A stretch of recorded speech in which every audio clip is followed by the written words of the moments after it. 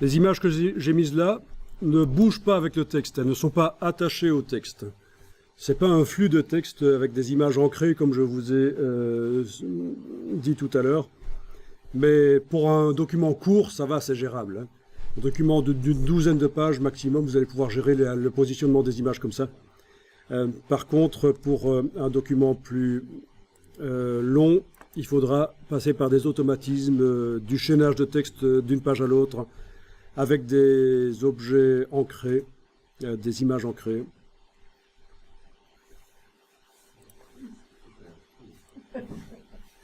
Alors, je vais insérer une page gabarissée après la 5, voilà. Déverrouiller, majuscule, commande et cliquer. Mettre du faux texte éventuellement.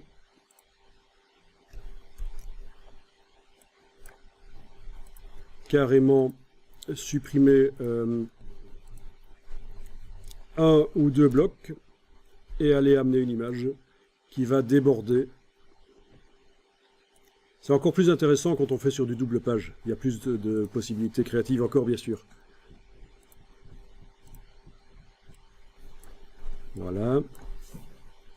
Alors, ah ben non, elle n'est pas arrivée. Au fait, regardez ça, Open Your Eyes. Je viens d'importer une image, elle n'est pas sur le bon calque. Vous savez comment on fait dans Illustrator pour transférer d'un calque à l'autre? On l'avait vu, ça? Peut-être pas. Vous avez un objet qui est sur le calque texte. Le petit carré, on avait vu?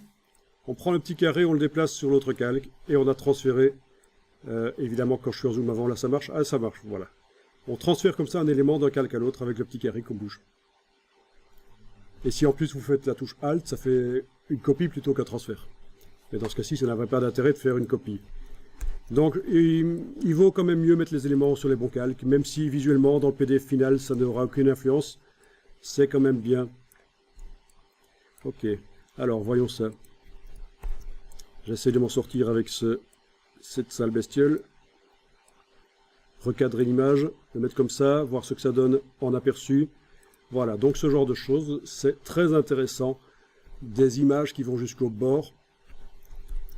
Et bien sûr, au moment de l'exportation en PDF, vous devrez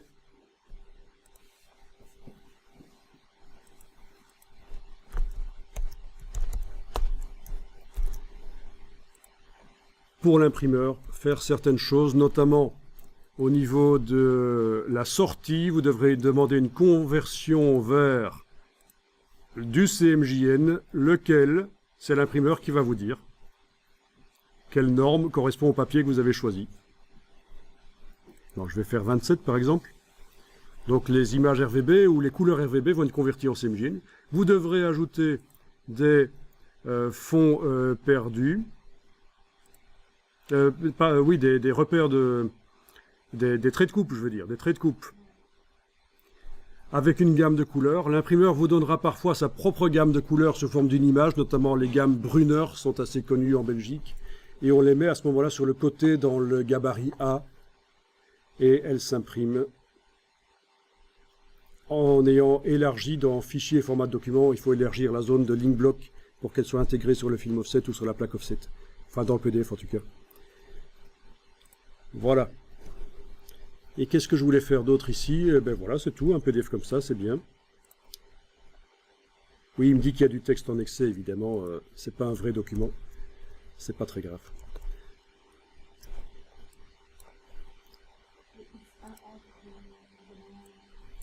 Ok.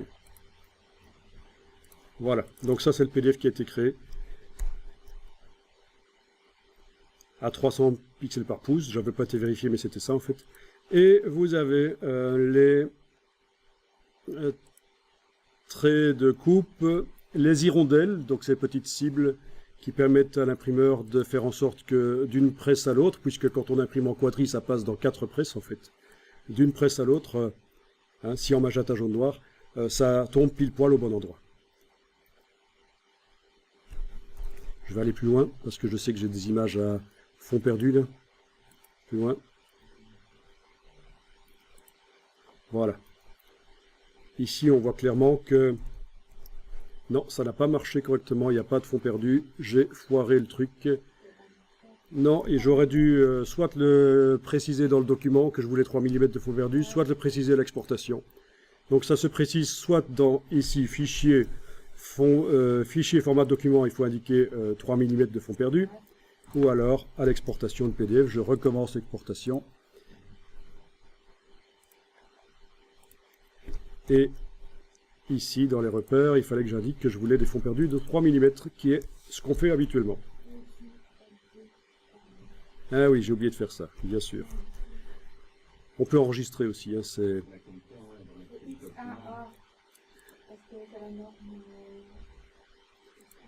Voilà. Pour la certification. Oui. Donc, 3.